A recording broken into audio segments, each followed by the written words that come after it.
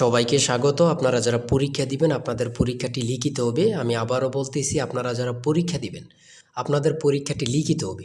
আপনাদের পরীক্ষার জন্য স্পেশাল একটি প্রশ্ন প্যাটার্ন নিয়ে এসেছি। ইনশাল্লাহ এই প্যাটার্ন থেকে 25 থেকে 30 নাম্বার অনায়াসে কমন পাবেন। শুধু ধৈর্য সহকারে সম্পূর্ণ ভিডিওটা দেখেন, আমি দেখিয়ে দিব কোন কোন বিষয়ে কোন কোন টপিক থেকে প্রশ্ন উত্তর আসবে, 100% হুবহুব কিভাবে কমন পাবেন, এই সকল তথ্য নিয়ে আজকে আলোচনা করব। আর বিশেষ করে বলে রাখি, আপনারা যারা পরীক্ষা দিবেন পরীক্ষার প্রশ্ন প্যাটার্ন যেমন থাকবে সেম প্যাটার্নে একদম শর্ট করে স্পেশাল শর্ট চূড়ান্ত সাজেশন তৈরি করা হয়েছে। সাজেশনটি নিতে স্ক্রিনে দেওয়া হোয়াটসঅ্যাপ নাম্বার রয়েছে, ইমো নাম্বার রয়েছে, দুটোর মধ্যে যে কোনো একটি মেসেজ করে সাজেশনটি সংগ্রহ করুন।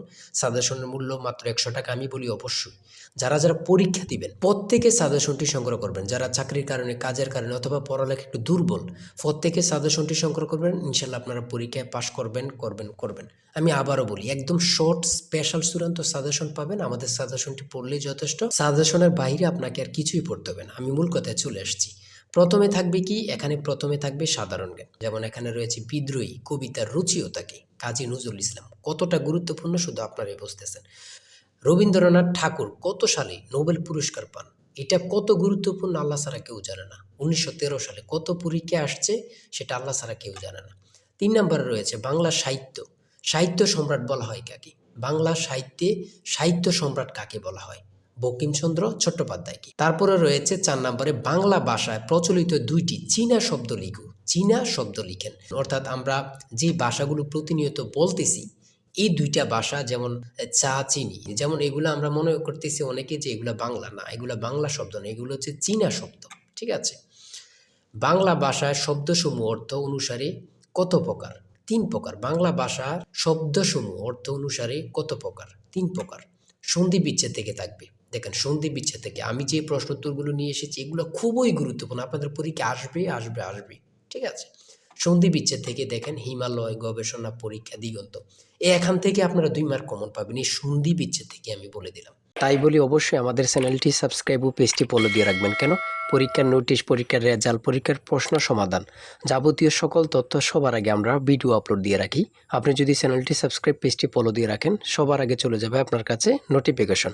মনে করেন আপনি পরীক্ষা দিয়েছেন, পরীক্ষার প্রশ্ন সমাধান দেখিয়ে দিব, তারপরে রেজাল্টের অপেক্ষা করা লাগবে না, আমাদের চ্যানেলে পেয়ে যাবেন, সকল তথ্য পেয়ে যাবেন, এবং কি নতুন নতুন চাকরির তথ্য পেয়ে যাবে। সার্কুলার দেওয়ার সাথে সাথে আমাদের চ্যানেলে আপলোড দেওয়া হবে। আপনি শুধু আমাদের চ্যানেলটি সাবস্ক্রাইব, পেজটি ফলো দিয়ে রাখলে সবার আগে চলে যাবে আপনার কাছে নোটিফিকেশন। তাই অবশ্যই চ্যানেলটি সাবস্ক্রাইব, পেজটি ফলো দিয়ে আমাদের মেম্বার সদস্য হয়ে আমাদের সাথেই থাকবেন। আপনারা যারা যারা পরীক্ষা দিবেন, আমি বিশেষ করে বলি রাখি, 100 টাকা কিন্তু বড় কথা না। আপনারা প্রত্যেকে সাজেশনটি সংগ্রহ করবেন। ইনশাল্লাহ এই সাজেশনের বাইরে আপনাকে আর কিছুই দেখতে হবে না। তারপরে কারক ও বিভক্তি নির্ণয় করুন। কারক ও বিভক্তি নির্ণয় করুন। শুদ্ধ বানান থেকে থাকবে। শুদ্ধ বানান লিখুন। এখানে 4টা দেওয়া আছে, 4টার জন্য 4 নাম্বার। এক কথায় প্রকাশ করুন, আল্লাহকে বিশ্বাস করে না যে নাস্তিক। চিরকাল, দরিয়া স্থায়ী, চিরস্থায়ী। এখানে প্রত্যেকটা প্রশ্ন খুবই গুরুত্বপূর্ণ। অর্থসহ বাক্য রচনা করুন। প্রত্যেকটা প্রশ্নের মান কিন্তু 1 করে। ঠিক আছে। তারপরে ট্রান্সলেট থাকবে। আপনাদের পরীক্ষায় ট্রান্সলেট থাকবেই, 100% শিওর ট্রান্সলেট থাকবে। ঠিক আছে। এখানে ট্রান্সলেটগুলো দেওয়া রয়েছে, খুবই গুরুত্বপূর্ণ। ঠিক আছে। তারপরে থাকবে আপনাদের শর্ট করে একটি প্যারাগ্রাফ থাকবে। শর্ট করে একটি প্যারাগ্রাফ, অথবা 5টা সেন্টেন্স লিখতে বলবে, অথবা 7টা সেন্টেন্স লিখতে বলবে। যেমন মাই কান্ট্রি সম্পর্কে লিখতে বলছে, এখানে প্যারাগ্রাফ থাকবে। এই প্যারাগ্রাফটা পারলে আপনাদেরকে 5 নাম্বার দেওয়া হবে। ঠিক আছে। এখানে কিন্তু সমাধান সহ দেওয়া আছে, আর আমাদের প্রত্যেকটা প্রশ্নের সমাধান, ব্যাখ্যা ও সমাধান সহ পেয়ে যাবেন। আসল শর্ট চূড়ান্ত সাজেশনটা কিন্তু এই নাম্বার হোয়াটসঅ্যাপ, ইমো আছে, ওখানে মেসেজ করে সাথে সাথে সংগ্রহ করুন। এদিক দিয়ে কিন্তু প্যারাগ্রাফটা সমাধান সহ দেওয়া আছে, আপনারা দেখে নেন। মেক সেন্টেন্স, এখানে 5টা দেওয়া আছে, 5টার জন্য 5 নাম্বার। প্রিপোজিশন থেকে থাকবে। আমি বারবার বলে রাখি, ইংরেজি পার্ট থেকে প্রিপোজিশন থেকে আপনার থাকবে।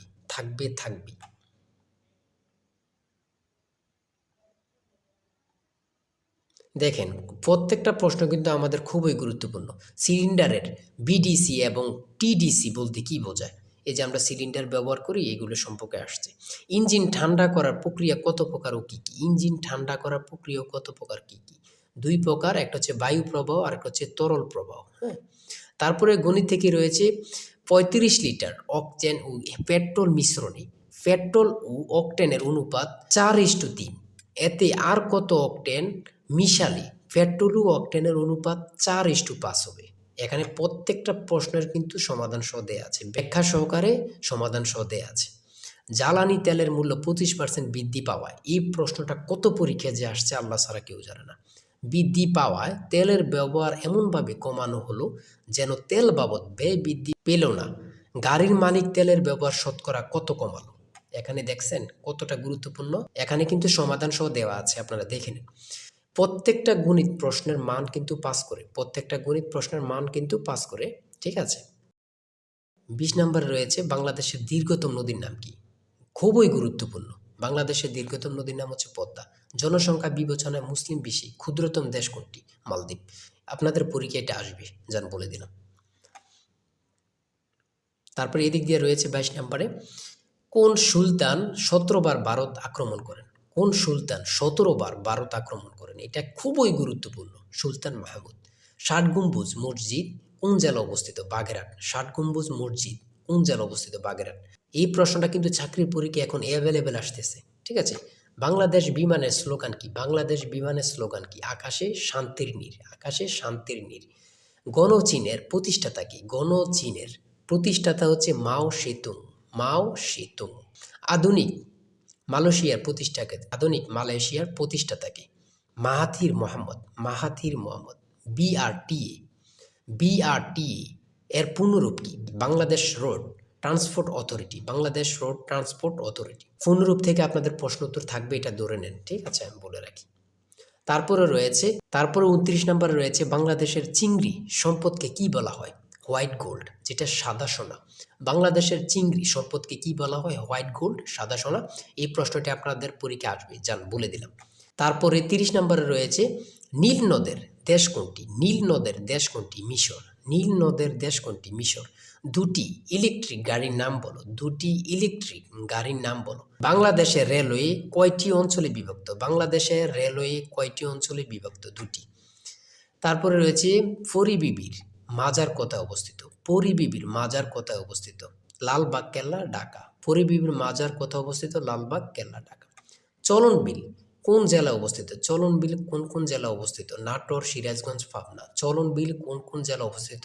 নাটোর, সিরাজগঞ্জ, পাবনা। আমি বলি প্রশ্নটি আপনাদের পরীক্ষা আসবে। বাংলাদেশের রেলওয়ে কয়টি অঞ্চলে বিভক্ত? এটা কিন্তু গুরুত্বপূর্ণ। চলন বিল কোন কোন জেলা অবস্থিত? এটাও কিন্তু গুরুত্বপূর্ণ, ঠিক আছে। এই প্রশ্ন উত্তরগুলো কিন্তু খুবই গুরুত্বপূর্ণ। আর আজকের ভিডিও এই পর্যন্তই। আপনারা যারা এখনও সাজেশনটি সংগ্রহ করেননি, দ্রুত এই নাম্বারে হোয়াটসঅ্যাপ ইমো আছে, চূড়ান্ত সাজেশন কিনতে হোয়াটসঅ্যাপ অথবা ইমোতে মেসেজ করুন। এই নাম্বারে হোয়াটসঅ্যাপ অথবা ইমো আছে, আপনারা প্রত্যেকে আমাদের সাজেশনটি সংগ্রহ করে ফেলুন। দ্রুত মেসেজ করে সাজেশনটি সংগ্রহ করে ফেলুন। ইনশাল্লাহ সাজেশনের বাইরে আপনাকে আর কিছুই পড়তে হবে না। আজকের ভিডিও এই পর্যন্ত। সবাই ভালো থাকবেন, সুস্থ থাকবেন। আল্লাহ হাফেজ।